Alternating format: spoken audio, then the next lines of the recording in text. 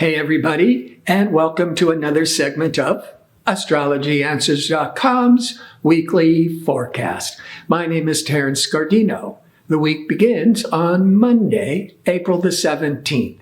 This is a very important week astrologically because we're having a new moon solar eclipse and Mercury, communication discerning Mercury, is going retrograde. So big shifts of energies.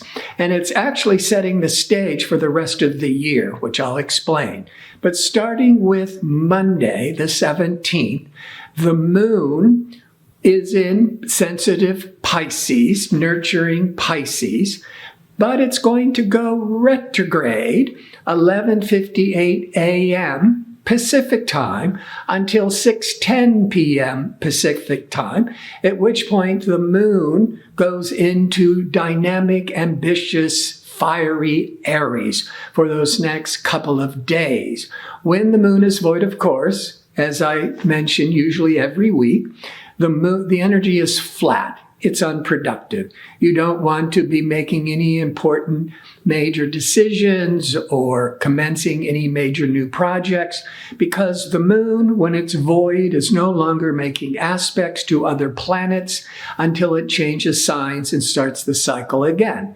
And when the moon isn't triggering anything, the energy is flat. Now, on Tuesday, the moon will be in Aries, fiery, independent Aries. By mid-morning Pacific time, the moon will be in harmony with Venus. Moon Venus can be very sociable, very creative, maybe a little romance, but it's a very pleasurable, enjoyable time. And it lasts for an hour or two, mid-morning.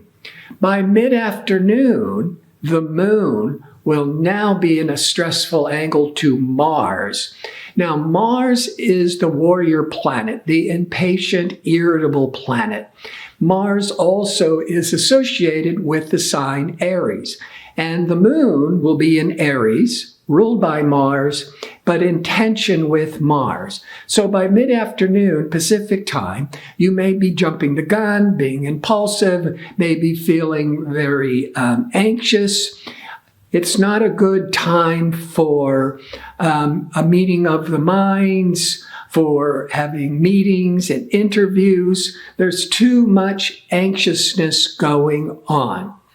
Wednesday, the 19th, by the end of the day, Pacific time, will be the new moon solar eclipse.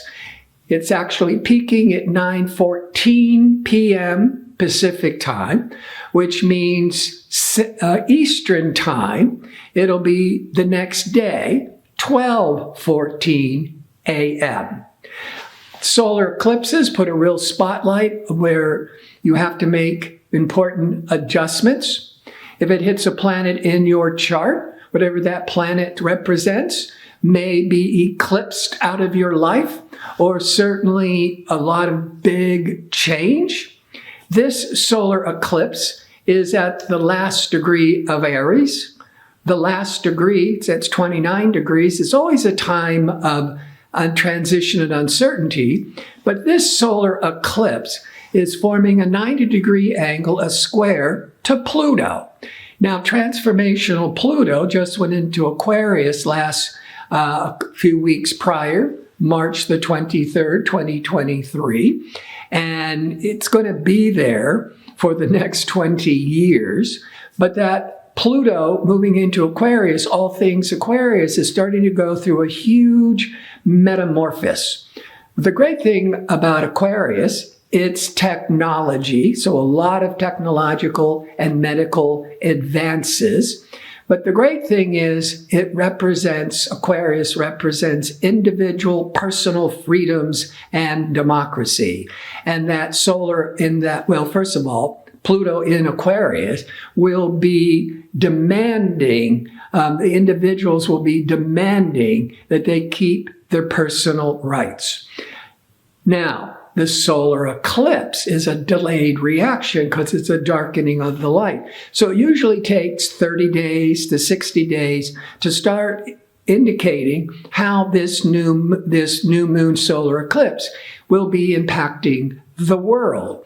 And having it in fiery Aries, but in hard angle to transformational Pluto, that could indicate some major protesting for individual rights against autocratic governments around the world. It's part of the big paradigm shift starting to unfold with that Pluto going into Aquarius. At 9:31 p.m.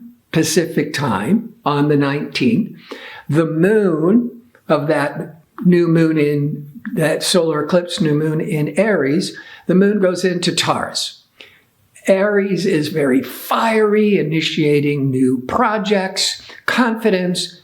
Taurus wants to settle down, get into a routine, to steady the waters.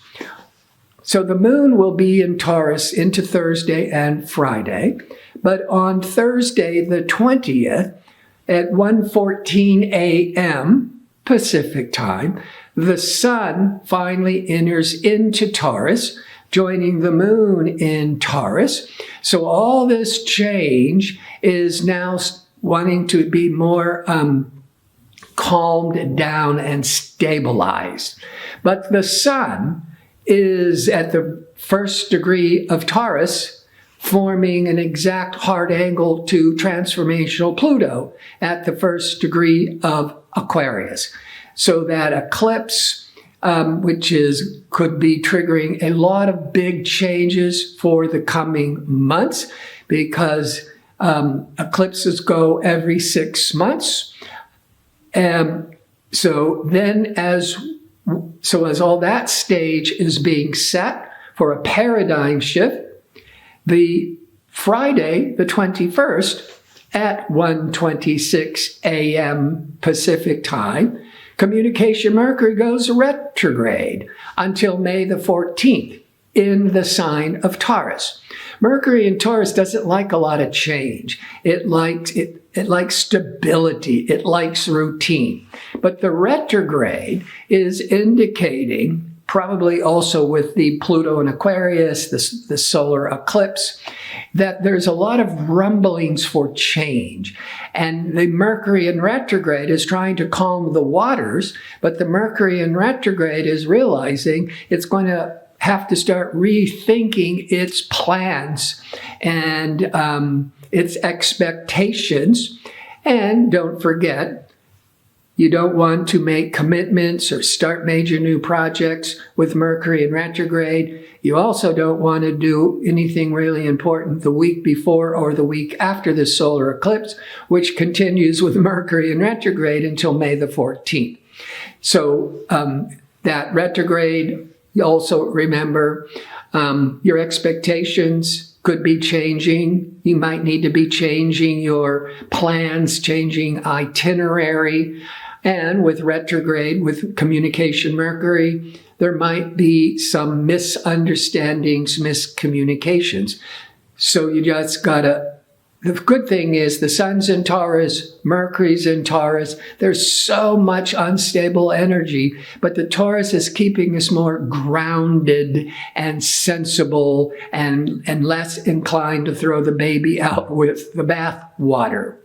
On Saturday, the 22nd, now the moon is in Gemini. Gemini is all that restlessness and correspondence and busyness, a lot of brainstorming ideas. The moon in Gemini will be in a stressful angle to restricted Saturn around 12 noon, maybe past 1 p.m. Pacific time. That could be emotionally the moon. You're feeling frustrated, you're feeling controlled, you're feeling blocked.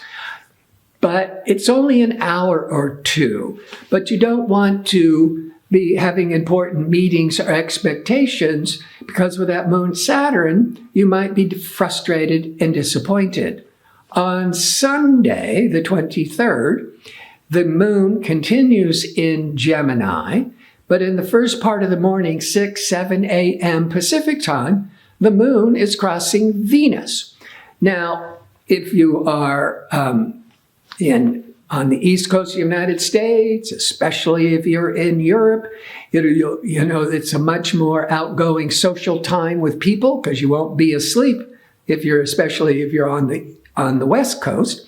And that moon Venus can be very sociable and loving and great for gathering with friends and family. And communication Mercury, even though it's retrograde, will be in harmony with assertive Mars. That Mercury-Mars can really stimulate new ideas.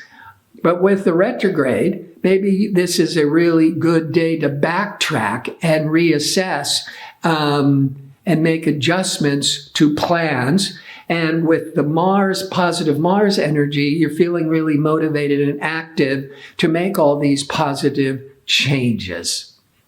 I want to thank you for tuning in. I hope to see you next week with my next segment. Until then, be safe and well.